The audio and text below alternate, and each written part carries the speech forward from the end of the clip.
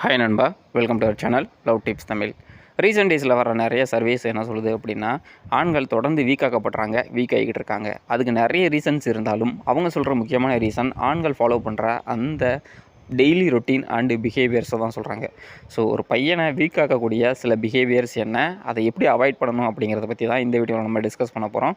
ஏன் ஆண்கள் ஸ்ட்ராங்காக இருக்கணும் அப்படின்னா, ஆண்கள் ஒரு சைடு வீக் ஆகிக்கிட்டு இருக்காங்க, ஆனால் இன்னொரு சைடு பெண்கள் டாமினேட் பண்ணிக்கிட்டு இருக்காங்க. ஸோ நீங்களும் ஹை வேல்யூவாக ஒரு ஸ்ட்ராங்கஸ்ட் மென்னாக இந்த சொசைட்டியில் இல்லை அப்படின்னா, பெண்கள் நாய்க்கு கொடுக்குற மரியாதை கூட உங்களுக்கு கொடுக்க மாட்டாங்க. ஸோ உங்களை வீக் ஆக்கக்கூடிய சில ஹேபிட்ஸை தான் இந்த வீடியோவில் நம்ம பார்க்க போகிறோம். அதுக்கு முன்னாடி சேனலுக்கு புதுசாக இருந்தால் மறக்காமல் சேனலை சப்ஸ்கிரைப் பண்ணி சப்போர்ட் பண்ணுங்கள். நம்ம சேனலோட நோக்கம் நெகட்டிவ் மைண்ட் செட்டில் இருக்கிற பசங்களை பாசிட்டிவ் மைண்ட் செட்டுக்கு மாற்றி சக்ஸஸ் ஆகிறது மட்டும்தான். Number 1, dating and social media application. ஒரு பையனை அதிகமாக வீக்காக மாற்றுறதுல மிகப்பெரிய ரிசோர்ஸ் என்ன அப்படின்னா, இந்த social media and dating application. ஏன் அப்படின்னா, உங்கள்கிட்ட ஒரு மொபைல் இருந்தாவே போதும், விர்ச்சுவலாக எந்த பொண்ணுக்கிட்டையும் நீங்கள் பேசலாம். ஆனால் நீங்கள் ஆன்லைனில் பேசிக்கிட்டு இருக்க அதே பொண்ணு கூட நேரடியாக உங்களால் பேச முடியுமா அப்படின்னா, கண்டிப்பாக நிறைய பேர் ஸ்ட்ரகிள் பண்ணுவாங்க.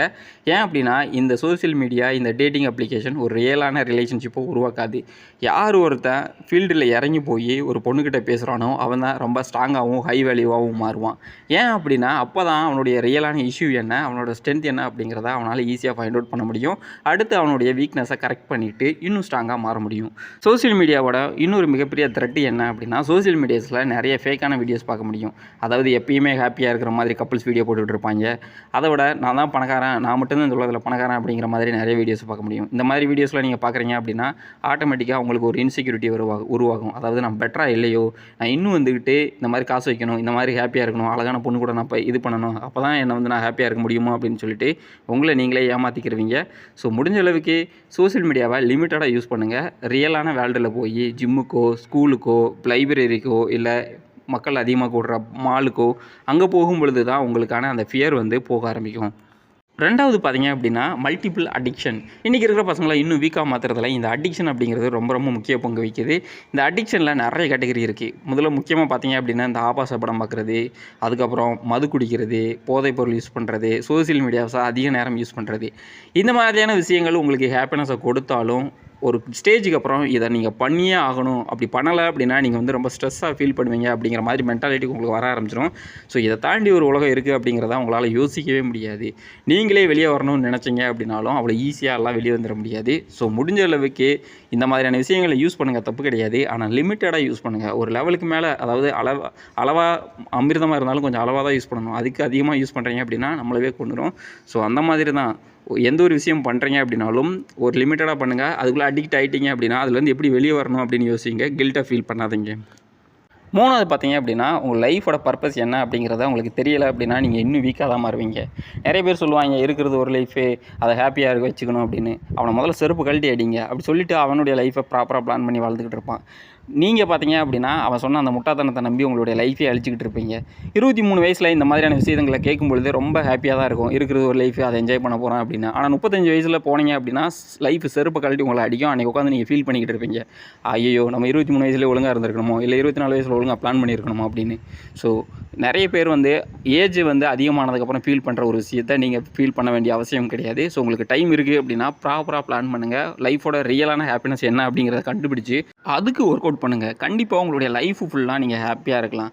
அதை விட்டுட்டு இந்த கப்பித்தனமாக சின்ன வயசில், அதாவது இளமையாக இருக்கும் பொழுது கண்ட விஷயத்தில் இன்ஃப்ளூயன்ஸ் ஆகி ஒரு 30 வயசை தாண்டினதுக்கப்புறம் உட்காந்து அழுகிறதுல ஒரு பிரயோஜனம் கிடையாது. உங்களை இன்னும் வீக்காக மாற்றக்கூடிய விஷயத்துலேருந்து அப்படி சொல்கிறவன், அப்படி பேசுகிறவங்ககிட்ட இருந்தாலும் கொஞ்சம் தூரமாகவே இருங்க, தப்பே கிடையாது.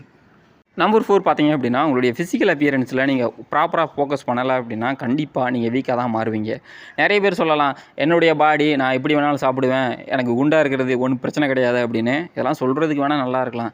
ஆனால் ஒரு ஸ்டேஜ்லேயோ இல்லை ஒரு இடத்துல ஒரு பொண்ணு உங்களை ரிஜெக்ட் பண்ணுறாங்க, உங்களோட பெட்டராக இருக்க ஒரு பையனை சூஸ் பண்ணுறாங்க அப்படின்னா கண்டிப்பாக அன்றைக்கி மனசு வலிக்க தான் செய்யும். சும்மா வேணால் வெளி உலக சொல்லிக்கலாம், இல்லை நான் ஸ்ட்ராங்கு, இதெல்லாம் ஒரு விஷயமா, பொண்ணுலாம் கிடைக்காதா அப்படின்னு. உண்மையிலே பொண்ணு கிடைக்காது. நிறைய பேர் உங்களுடைய ஃபிசிக்கல் அப்பியரன்ஸ்னால உங்களை ரிஜெக்ட் பண்ணுவாங்க. நிறைய பேர் உங்களை அசிங்கமே படுத்துவாங்க. ஸோ மூடிக்கிட்டு இருக்கிற பாடி, இருக்கிற அப்பியரன்ஸாக ப்ராப்பராக மெயின்டைன் பண்ண கற்றுக்கோங்க. அதுக்காக எனக்கு அவன் மூஞ்சி மாதிரி இல்லை, இவன் மூஞ்சி மாதிரி இல்லை அப்படிங்கிற அவசியம், அந்த திங்கிங் தேவை கிடையாது. ஆனால் இருக்கிற பாடியை ப்ராப்பராக மெயின்டைன் பண்ண தெரியலை அப்படின்னா உன்னை விட கேனக்குதி தற்குறியாகவும் இருக்க முடியாது. இந்த உலகம் அப்படிங்கிறது பணத்தையும் கலரையும் வச்சு தான் நிறைய இடத்துல டிசைட் பண்ணுது. அதனால தான் இன்றைக்கி நிறைய ஆண்களும் நிறைய பெண்களும் அசிங்கப்படுறாங்க. ரியாலிட்டி என்ன அப்படிங்கிறத கொஞ்சம் யோசி. நம்பர் 5, பணத்தை எப்படி சம்பாதிக்கிறது, அதை எப்படி இன்வெஸ்ட் பண்ணுறது, சேவிங்ஸ் பண்ணுறது அப்படிங்கிற ஸ்கில் உன்கிட்ட இல்லை அப்படின்னா நீ கண்டிப்பாக வீக்கானவன் தான். இந்த உலகம் உன்னை வீக்காக தான் பார்க்கும். உன் மனசில் வேணால் நினச்சிக்கலாம் நான் இந்த உலகத்துக்கே ராஜா அப்படின்னு ஒரு மயிரும் கிடையாது. சரியா? இந்த உலகம் அப்படிங்கிறது பணம் அப்படிங்கிறத ஒரு ப்ரைமரி பாயிண்ட்டை வச்சு தான் ஸ்டார்ட் ஆகுது. ஸோ அதை நீ புரிஞ்சுக்கணும். ஸோ பணத்தை எப்படி சம்பாதிக்கணும் அப்படிங்கிறது உனக்கு தெரிஞ்சிருக்கணும். அதை எப்படி இன்வெஸ்ட் பண்ணணும் அப்படிங்கிறத கண்டிப்பாக நீ புரிஞ்சு வச்சுருக்கணும்.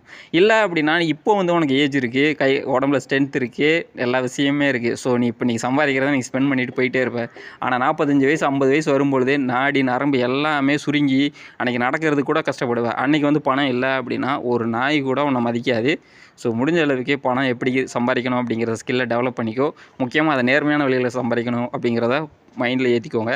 ரெண்டாவது அதை ப்ராப்பராக இன்வெஸ்ட் பண்ணுங்கள். கண்டிப்பாக ஒரு நாள் உங்களுக்கு ஒரு ஹாப்பினஸ் கொடுக்கும். உங்களை ஒரு மற்றவங்களோட பெட்டராக இந்த உலகத்துக்கு காட்டும். உங்களுக்கே ஒரு கான்ஃபிடென்ட் வரும். சட்டையில் ஒரு 1000 ரூபா இருக்கும்பொழுது இருக்கிற கான்ஃபிடென்ட்டு ₹1 கூட இல்லை அப்படின்னா கண்டிப்பாக ஒரு பயம் தான் இருக்கும். ஸோ முடிஞ்ச அளவுக்கு ரியாலிட்டியை புரிஞ்சுக்கோங்க. நம்பர் 6 பார்த்தீங்க அப்படின்னா ஒரு மென்னுக்கு தேவையான பேசிக் ஸ்கில் உனக்கு கண்டிப்பாக தெரிஞ்சிருக்கணும். அதில் நீ அதை ஸ்ட்ரகிள் பண்ணுற அப்படின்னா நீ கற்றுக்கிட்டு அதை லேர்ன் பண்ணி இம்ப்ரூவ் பண்ணணும். அதை விட்டுட்டு மற்றவங்கள ப்ளேம் பண்ணக்கூடாது. அதில் முக்கியமான ஸ்கில் என்ன அப்படின்னா இந்த டிரைவிங்கு, அதுக்கப்புறம் இந்த லீட் பண்ணுற லீடர்ஷிப் ஸ்கில்லு, அதுக்கப்புறம் இந்த ஸ்விம்மிங்கு, இதெல்லாம் உனக்கு கண்டிப்பாக தெரிஞ்சிருக்கணும். அந்த குக்கிங் கூட தெரிஞ்சிருக்கலாம், தப்பே கிடையாது. ஏன் அப்படின்னா கடைசியில் எவ்வளவுமே இல்லை அப்படின்னா அன்றைக்கி உட்காந்துட்டு பட்னியாக கிடப்ப. ஸோ அந்த டைமில் உனக்கு ஹாப்பினஸ் கொடுக்கக்கூடிய ஒரு டிஷ்ஷை செஞ்சு சாப்பிட்ற அளவுக்கு ஒரு ஸ்கில் உங்கள்கிட்ட இருந்துச்சு அப்படின்னா கண்டிப்பாக அது ஒரு பெனிஃபிட் தான், ஆடட் பெனிஃபிட் தான். முக்கியமாக பார்த்தீங்க அப்படின்னா இது லேடிஸ் ஸ்கில்லு, இது ஜென்ஸ் ஸ்கில் அப்படின்லாம் பிரிக்காதீங்க. உங்களுக்கு கம்ஃபர்டபுள் கொடுக்கக்கூடிய ஒரு ஸ்கில் தெரிஞ்சிருந்தால் எனக்கு நல்லாயிருக்கும் அப்படின்னு உங்களுக்கு ஃபீல் ஆகுது அப்படின்னா அதை கற்றுக்கிட்டு அதில் நீங்கள் கொஞ்சமாவது இம்ப்ரூவ் பண்ண ட்ரை பண்ணுங்கள். அப்போ மட்டும்தான் உன்னால் இந்த சொசைட்டியில் வேல்யூவாக தெரிய முடியும், வேல்யூவாகவும் இருக்க முடியும். அந்த டைமில் போய் எனக்கு டிரைவிங் தெரியாது அப்படின்னா உன்னை மேலே தான் பார்ப்பாங்க. ஸோ கற்றுக்கோங்க, தப்பே கிடையாது. Number 7 being introvert.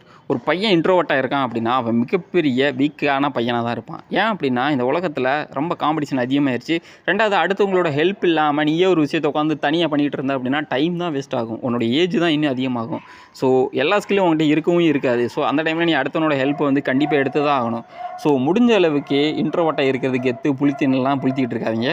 போய் அடுத்தவனோட எப்படி பேசணும், அடுத்தவங்களோட எப்படி சோசியலைஸ் ஆகணும் அப்படிங்கிறதுக்கான ஸ்கில்லை இம்ப்ரூவ் பண்ணுங்கள். ஒரு பையன்கிட்டயே பேசுகிறதுக்கு உனக்கு வேறு ஊற்றுது, இல்லை தயக்கமாக இருக்குது, ஹோட்டலில் உட்காந்து ஒரு சாம்பார் கேட்குறதுக்கு உனக்கு பயமாக இருக்குது அப்படின்னா நாளைக்கு எப்படி நீ பொண்டாட்டியை வச்சு வாழ்க்கை நடத்துவேன்? அவள் ஈஸியாக அவனை ஏமாற்றிடுவா. அவனை என் புருஷன் எதுவுமே பேச மாட்டாயா, நம்ம பண்ணுறதா சட்டம் அப்படின்னு சொல்லிட்டு என்னத்தையாவது பண்ணிகிட்டு இருப்பாங்க. ஸோ முடிஞ்ச அளவுக்கு இந்த இன்ட்ரோவர்ட்டாக இருக்கேன் கெத்து அப்படின்லாம் சொல்கிறதெல்லாம் தூக்கி தூரமாக போட்டுட்டு அடுத்தவங்களோட எப்படி பேசணும், பழகணும், எப்படி பயப்படாமல் பேசணும் அப்படிங்கிறத கற்றுக்கோங்க. அந்த டைமில் நிறைய அசிங்கத்தை ஃபேஸ் பண்ணுவீங்க, நிறைய ப்ராப்ளம் வரும். அதெல்லாம் மேட்ரு கிடையாது. நமக்கு நம்மளுடைய ஹாப்பினஸ்ஸு நம்மளை எவனையும் இழிச்சவன்னு சொல்லக்கூடாது அப்படின்னா நம்ம இந்த மாதிரி விஷயங்களில் ஃபேஸ் பண்ணி வெளியே வந்தால் தான் நம்ம பெரிய ஆளாக முடியும். ஸோ பீயிங் ஒரு வீக்கான பையனாக இருக்கிறதுக்கு கொஞ்சம் இடத்துல அசிங்கத்தை ஃபேஸ் பண்ணி ஒரு ஸ்ட்ராங்கான பையனாக மாறுறதுல எந்த தப்பும் கிடையாது. ஸோ வீடியோ கண்டிப்பாக பிடிச்சிருக்கும் அப்படின்னு நான் நம்புகிறேன். அப்படி பிடிச்சிருந்துச்சி அப்படின்னா வீடியோவை மறக்காமல் லைக் அண்ட் ஷேர் பண்ணுங்கள். இன்னும் ஒரு நல்ல வீடியோவில் உங்களை நான் சந்திக்கிறேன். தேங்க்யூ ஃபார் வாட்சிங்.